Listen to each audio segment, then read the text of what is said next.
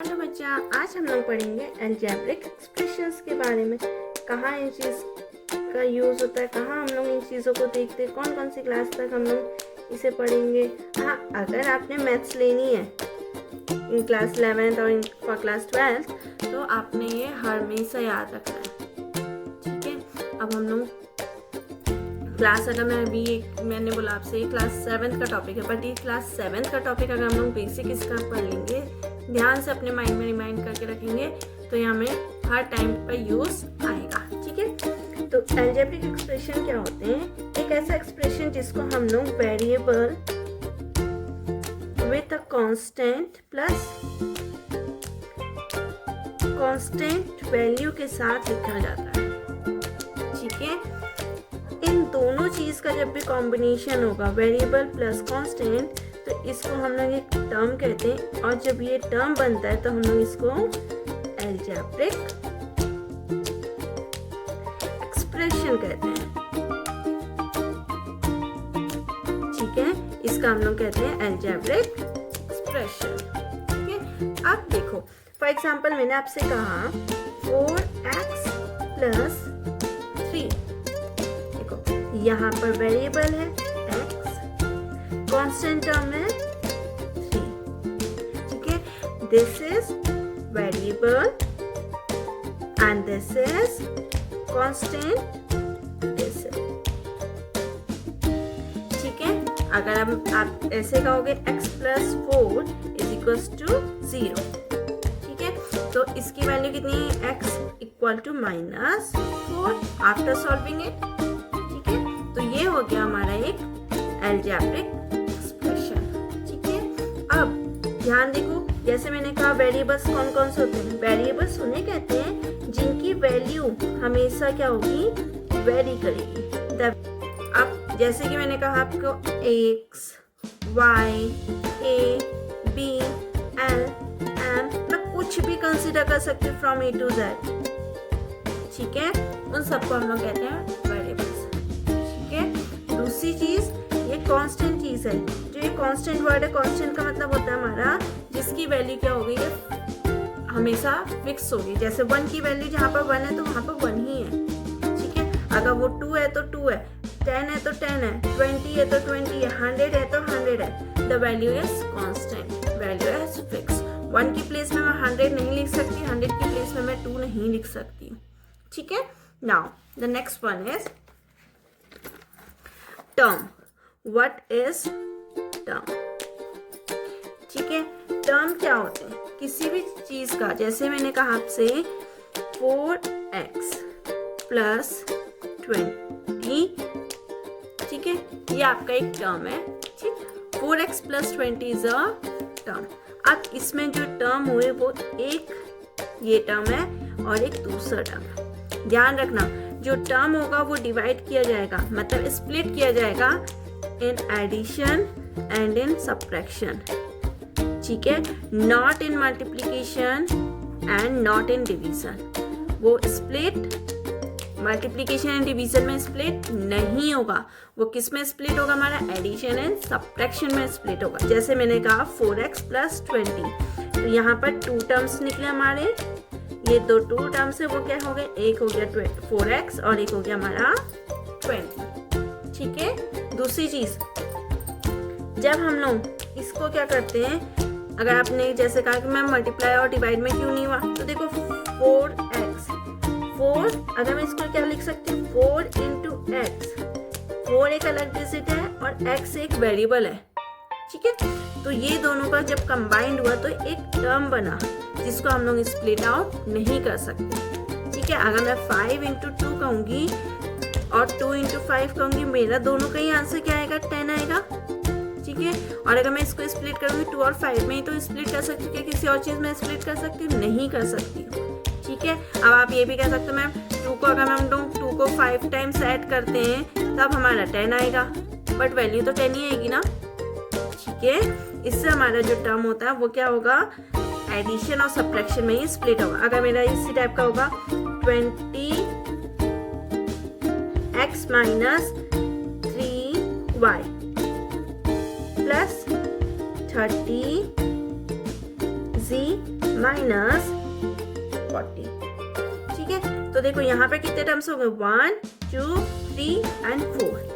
एक हो गया हमारा 20x, दूसरा हो गया हमारा 3y, तीसरा हो गया 30z और चौथा हो गया 40। अब देखो मैंने -40 नहीं कहा, -3 नहीं कहा, इसलिए क्योंकि यहाँ पर आपको मैंने बताया कि जो साइन होगा, माइनस का साइन माइनस डिजिट के साथ हमेशा यूज किया जाएगा।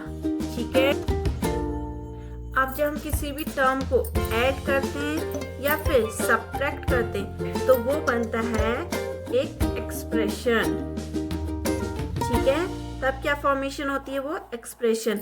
तो ये क्या हो गया, एक एक्सप्रेशन ये हो गया और एक एक्सप्रेशन ये हो गया। ठीक है, अब जब टर्म लिखा जाता है तो उसमें कुछ फैक्टर्स भी लिखे जाते हैं। ठीक है, तो जो एक्सप्रेशन होगा it is a combination of term and factors also. अब जैसे मैंने कहा 4x प्लस 20, अभी ऊपर एग्जाम्पल लिया था हमने 4x प्लस 20, वही यहाँ पर भी मिलेंगे। अब इसके जो फैक्टर्स होंगे वो फैक्टर्स 4x के क्या लिखेंगे, जैसे मैंने लिखा यहाँ पर टर्म, और रिप्रेजेंटेशन का तरीका भी यही रहेगा, टर्म एंड फैक्टर्स। टर्म क्या हुआ, एक हो गया 4x और एक हो गया हमारा 20।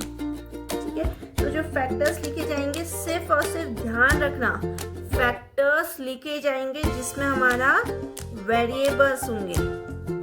ठीक है, इसके लिखे जाएंगे जिनके सिर्फ वेरिएबल्स होंगे। ठीक, तो 4x के वेरिएबल्स क्या हो गया, 4x एक वेरिएबल है तो इसका जो फैक्टर बना 4 × x, और 20 का हम लोग फैक्टर्स नहीं लिखेंगे। ध्यान रखना, जब भी हम लोग अलजेब्रिक एक्सप्रेशन में फैक्टर्स लिखेंगे तो सिर्फ और सिर्फ वेरिएबल के लिखेंगे, नॉट अ कांस्टेंट टर्म, क्योंकि वो ऑलरेडी फिक्स्ड है, उसकी वैल्यू फिक्स्ड है, इसलिए हम लोग उसके फैक्टर्स नहीं लिखेंगे रेदर देन दी वेरिएबल टर्म।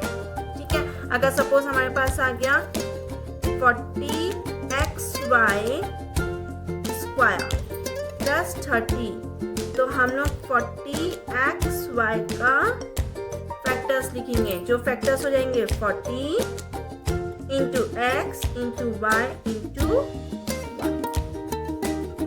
ठीक है, आगे बात समझ में। अब देखो हमने वेरिएबल पढ़ लिया, हमने कांस्टेंट भी पढ़ लिया, अब एक वर्ड आता है कोफिशिएंट। अब ये कोफिशिएंट क्या होता है, देखो अभी हमने जो मैंने एग्जांपल लिया उसी को हम लोग कंसिडर करते हैं। देखो 4x प्लस 20 लिया, ठीक है, तो ये ऊपर जो 4x है, मतलब वेरिएबल जो डिजिट लिखी जाएगी उसको हम लोग क्या कहते हैं, कोफिशिएंट।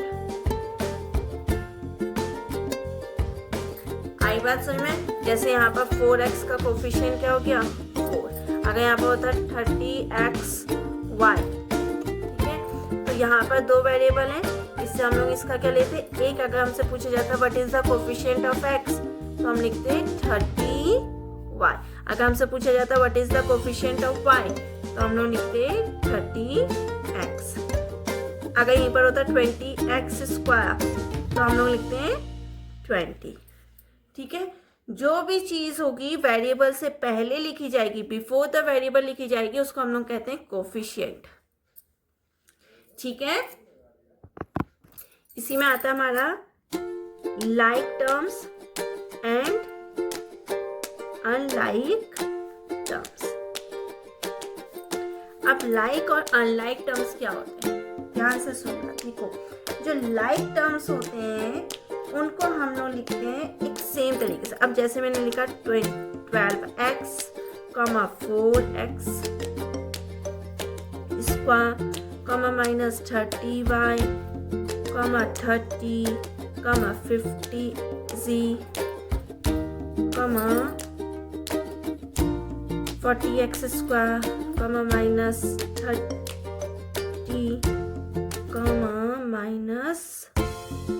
-26x। तो ध्यान रखना, जो सेम वेरिएबल हो, जैसे यहाँ पर x और यहाँ पर भी हमारा x, तो ये सेम है। यहाँ पर जिनके साथ सेम वेरिएबल हो तो उनको हम लोग कहते हैं, यहाँ पर मैं लिखती हूँ लाइक टर्म्स। देखो अब इतने सारे हमारे पास टर्म्स की बने, अब इनमें से हमें लाइक टर्म्स फाइंड आउट करना है, तो जिनके साथ सेम सेम वेरिएबल है, यहाँ पर x है, यहाँ पर भी x है, तो ये हो जाएगा 12x और माइनस 26x। अब देखो नेक्स्ट है 4x स्क्वायर। क्वेश्चन भी हमारा इसी तरीके से आएंगे, बहुत सारे वेरिएबल टर्म्स दे दी जाएंगे, आपसे फाइंड आउट करना होगा लाइक टर्म्स और अनलाइक टर्म्स। तो हम लोग ऊपर नीचे नहीं देखेंगे, हम क्या करेंगे, पहले फर्स्ट डिजिट चेक करते हैं, ठीक है। पहले फर्स्ट टर्म चेक करेंगे, फिर सेकंड टर्म चेक करेंगे, फिर थर्ड टर्म। अगर हम ऊपर नीचे चेक करेंगे तो कोई ना कोई टर्म हमारा छूट जाएगा, ठीक है। इसलिए अब देखो 12x हो गया, अब 4x स्क्वायर, देखो 4x कहीं पर दिखाई दे रहा है, x स्क्वायर का टर्म, यस, तो 4x square comma 40x square, तो उनको एक साथ ब्रैकेट में लिख दो। अब देखो y है, y का कोई टर्म दिखाई दे रहा है, नहीं दिखाई दे रहा है, कांस्टेंट डिजिट्स दिखाई दे रही है, ठीक है। अभी फिलहाल उनको स्किप आउट करो। नेक्स्ट z और यहाँ पर x बच रहा है, x भी कंप्लीट हो गया, तो हमारे पास अनलाइक टर्म्स में क्या क्या बचा, यहाँ पर हम लोग लिखेंगे अनलाइक टर्म्स। अब देखो अनलाइक टर्म्स में हमारा क्या बचा, 50z बचा, ठीक है। अब लाइक टर्म्स में देखो, अभी मैंने तुमसे कहा 30 और -30, क्या ये लाइक टर्म्स हुए, तो यस 30 एंड -30, क्योंकि दोनों कांस्टेंट टर्म है, ठीक है। अब आगे बात समझ में,